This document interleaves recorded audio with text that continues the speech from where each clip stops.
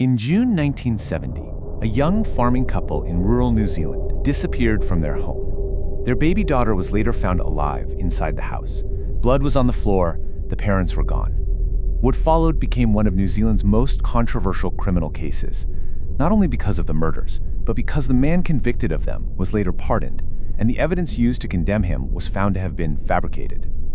I'm your host, and welcome to VANTIQ. Today, we're diving into an explainer that looks at a mystery that fundamentally shook a nation's faith in its own justice system.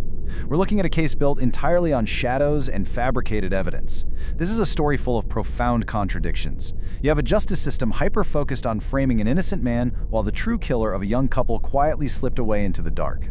It really became a mystery not just about a brutal murder, but about truth itself. What was found, what was planted, what was missed, and ultimately, what could no longer be trusted.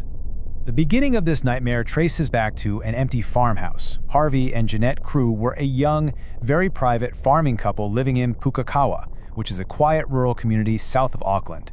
And around June 17, 1970, they simply vanished. Now, this was an incredibly close-knit local community, so the sudden, unexplained emptiness of the Crewe homestead sent immediate shockwaves through the area.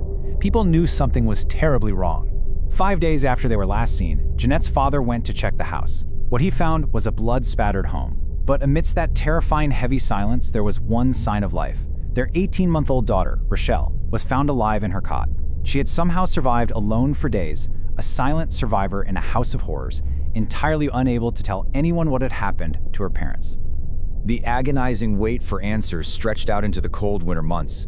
It wasn't until August 16th that Jeanette's body was finally discovered, bound and concealed in the cold waters of the Waikato River. Exactly a month later, on September 16th, Harvey's body was found further downstream. Both of them had been shot in the head with a .22 caliber rifle. The sheer brutality of the crime, especially set against such a peaceful rural backdrop, deeply horrified all of New Zealand. The police investigation that followed was intense. It was desperate, and ultimately, it became a case completely built on shadows. Initially, suspicion naturally fell on family members, particularly Jeanette's father, who police thought he displayed some odd behavior when he discovered the scene.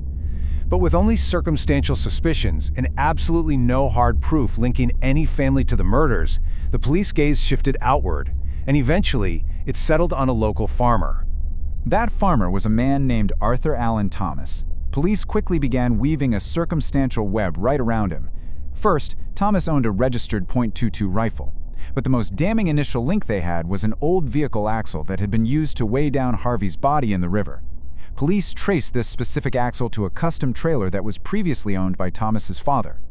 Thomas, however, fiercely maintained his innocence, and he actually had a very strong alibi for the night of the murders. So, despite having a suspect in their sights, his alibi meant the police desperately needed something concrete. They needed a turning point that irrefutably placed Thomas's weapon at the scene of the crime. And that turning point would end up resting on one tiny, seemingly insignificant object, an object that would later shatter public trust entirely. In late October, months after the actual murders, detectives Bruce Hutton and Len Johnston returned to search the Crewe homestead garden. Now keep in mind, this area had already been searched thoroughly by police, but on this third attempt, they miraculously uncovered a spent .22 cartridge case buried just shallowly in the soil near the house. They labeled it Exhibit 350. Subsequent forensic testing showed that this cartridge bore marks proving it had been ejected from Arthur Allan Thomas's specific rifle. This single piece of brass became the absolute centerpiece of the prosecution. It was the physical anchor they used to convict Thomas of double murder in 1971. And incredibly, after he won a successful appeal, they used it to convict him a second time in a 1973 retrial. But Arthur Allan Thomas never stopped fighting from inside a maximum security prison. And outside those walls, the official narrative finally began to unravel. Journalists, independent investigators, and an increasingly outraged public started pulling at the threads of Exhibit 350.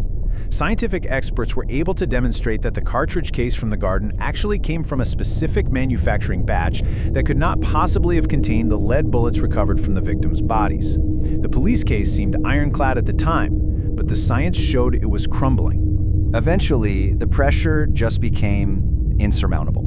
After his second conviction in 1973, public campaigns really mounted. The undeniable evidence of a rigged case led the Prime Minister to personally intervene. In December 1979, after spending 9 agonizing years in prison for a crime he did not commit, Arthur Allan Thomas was granted a royal pardon. But a pardon wasn't going to be enough. The country needed to know exactly how a miscarriage of justice this severe could even happen. So, a formal Royal Commission of Inquiry was formed in 1980. This Royal Commission was a massive deal. It was an unprecedented, independent investigation into the investigators themselves. And their findings? Absolutely explosive. The commission formally concluded that Exhibit 350 had not been left by the murderer. It had been completely fabricated. Police officers had actually taken Thomas's impounded rifle, fired a shot to get the casing, and then deliberately planted it in the Crewe garden just to falsely implicate him. The exact words used by the commission were absolutely damning. They called the police conduct an unspeakable outrage and a shameful and cynical attack on the trust all New Zealanders have. Just think about why this matters. This was no longer just a tragic double murder mystery, it was a profound institutional failure. The very people tasked with finding the truth had manufactured a lie, severely damaging public faith in the system. And this brings us right back to the core tragedy of the whole case. While the entire weight of the justice system was hyper-focused on securing a wrongful conviction against an innocent man, the actual killer of Harvey and Jeannette Crewe was entirely ignored.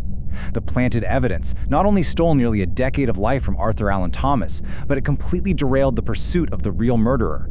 So what happened after this massive revelation? Well, the grim reality is an enduring uncertainty.